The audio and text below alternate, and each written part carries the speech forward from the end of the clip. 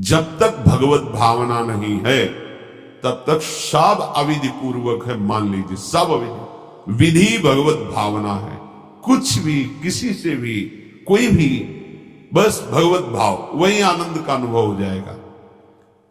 अतः उनके द्वारा किया गया देवताओं का पूजन मूल में मैं ही हूं, मेरा ही है, पर वो अविधि पूर्वक है। अविधि पूर्वक का तात्पर्य है कि वो ये नहीं जानते कि इस रूप में सर्व सामर्थ्यशाली भगवान ही विराजमान है।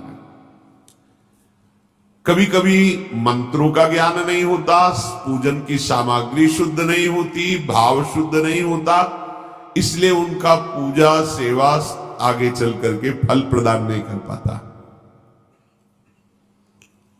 प्रभु कह रहे,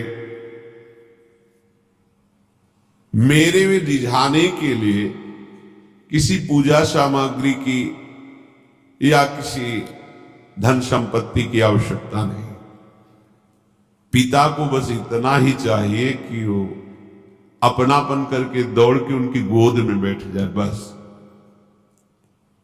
अपनापन प्रभु को चाहिए।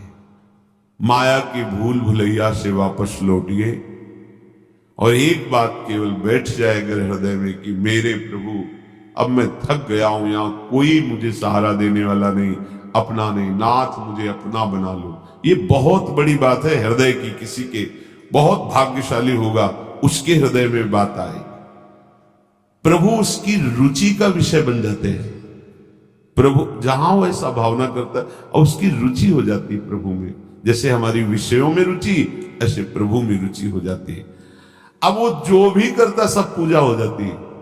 ये राह से जल्दी सबको समझ में नहीं आता। ध्यान दीजिए, भगवत भावना विहीन आप जो भी कर रहे हैं वो सब अविधि पूर्वक है, भगवान कह रहे हैं। अगर भगवत भावना युक्त है तो जो भी कर रहे हैं सब विधि पूर्वक। कर्माबाई जी ने, एक विधि विधान जानने वाले संत ने जब कहा कि आप तो बिना स्नान में बड़ा अपराध, ऐसे तुम कैसे बना, तो अब वो प्रातः अपनी स्नान आदि दिनचर्या करने लगी तो विलंब हुआ। फिर खिचड़ी अमनिया की ठाकुर जी को, ठाकुर जी आए गोद में बैठ के, एक कवल ही पाए कि उधर पर्दा, भाग के ठाकुर जी गए, खिचड़ी लगी थी। पार्षदों ने कहा जय जय, तो अभी भोग ही नहीं पधराया। फिर और बोले कर्मा भाई है ना, वो मुझे भोग लगाती, और पता नहीं उस महात्मा ने क्या समझा दिया विधि विधान, वो भोरी भारी हमारी भक्ता, वो अब नहाने धोने में समय लगाने लगी, इसलिए आज विलंब। देखो तुम जाओ और उनसे कह दो हम विधि विधानों से फंसने वाले नहीं, विधि विधान हमें कोई फांस नहीं सकता है। एक प्रेम फांस है जिसमें मैं फंस जाता हूं। बिना किसी बंधन के अगर ये बंधते हैं उसका नाम है प्रेम डोरी। जय श्री भट्ट प्रेम रस बंधन, क्यों छूटे दृढ़ फंद, बसो मेरे नैनन में दो चंद। ये बात सबकी समझ में नहीं आती। जाओ उनको कह दो जैसे वो बनाती थी वैसे बना। पूरा अविधि है। अगर शास्त्रीय सिद्धांत से दे देखो अविधि है, पर वो महान विधि है जो भगवान को आसक्त कर लिया। कौन सी विधि?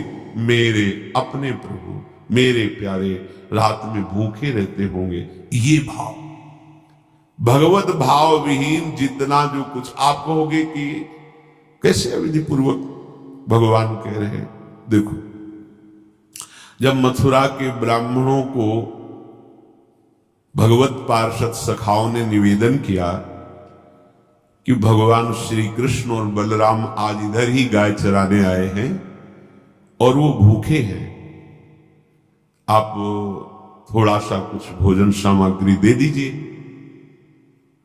तो ऐसे देखा कि ग्वारिया है, बात ही नहीं की, अधिकारी ही नहीं समझा, बात का अधिकारी नहीं समझा। ऐसा नहीं कि इनको पता न चला हो कि भगवान का अवतार है, क्योंकि जब भगवान अवतरित हुए सबको पता था कि भगवान अवतरित हुए हैं। प्रायः सबको पता था, सबको। जैसे वायु शीतल चलती तो सबके अंगों में लगती है, इसलिए महान प्रकृति उल्लसित होकर नृत्य कर रही थी आनंद में जब भगवान का प्रादुर्भाव हुआ।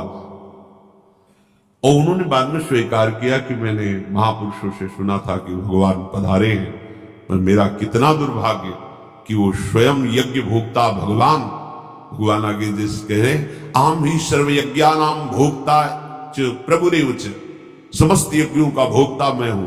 स्वयं समस्त यज्ञों की भोक्ता मांग रहे हैं और वो यज्ञ करने वाले ब्राह्मण अनादर कर रहे हैं। हुई ना विधि। और उन्होंने स्वीकार किया है कि मुझे चारों वेदों का ज्ञान है, गायत्री का अनुष्ठान, त्रिकाल संध्या, जितना भी शास्त्रीय सिद्धांत सब पालन करता हूं, पर सबके लिए उन्होंने एक शब्द प्रयोग किया, धिक्कार है मेरे ज्ञान को, धिक्कार है मेरी पवित्रता को, धिक्कार है। स्वयं यज्ञ भोक्ता भगवान मांगे और हमने बात भी नहीं की, पर अहोभाग्य हमारे कि हमारी पत्नियां ऐसी निकली जो हमारी बात बन गई, भगवत साक्षात्कार करने वाली। वहां कौन सी विधान का पालन कर रही? एक ही विधान, केवल अपने श्याम सुंदर मेरे प्रभु की चर्चा सुनकर प्रभु में आसक्ति हुई, आसक्ति ने प्रभु का साक्षात्कार करा दिया। भगवत भावना विहीन बड़े से बड़ा कार्य प्रभु को बिल्कुल पसंद नहीं। दुर्योधन ने दुशासन के महल में ऐसी भोग सामग्रियों का रचना करवाया था कि देवराजेंद्र भी ललचा जाए, और मूल उद्देश्य था कि श्री कृष्ण को रिझा लेंगे, अपने पक्ष में कर लेंगे। प्रभु ने उनसे वार्ता जब संधि की तो उन्होंने कहा कि बिना युद्ध के 5 गांव की बात किया, सुई के अग्रभाग भी नहीं दे सकता, सुई के अग्रभाग भर भी जमीन नहीं दे सकता। 5 गांव की भगवान ने कहा था ऐसा करो, तुम हस्तिनापुर के चक्रवर्ती सम्राट पर बैठे रहो, 5 गांव दे दो पांडवों को, वो मेरे भक्त हैं, मेरा आदेश पालन कर। उनका सूजी अग्रे न केशवा, सुई की नोक भर गई। भगवान चलने लगे तो कहा आओ प्रसाद पा लीजिए, भोग पा लीजिए, आइए महल में। तो उनका पाया वहां जाता है। यदि पवाने वाले में प्रीति हो या पाने वाले को मिलता ना हो, बहुत भूखा हो, मेरे को भूख नहीं है, तेरे में प्रीति नहीं है, चल दिए भगवान उधर गए भी नहीं, और गए का भगवत भाव भावित विदुर जी के घर, वहां मांग करके छिलके पाए। देखो छिलके पवाना विधि है, अविधि है।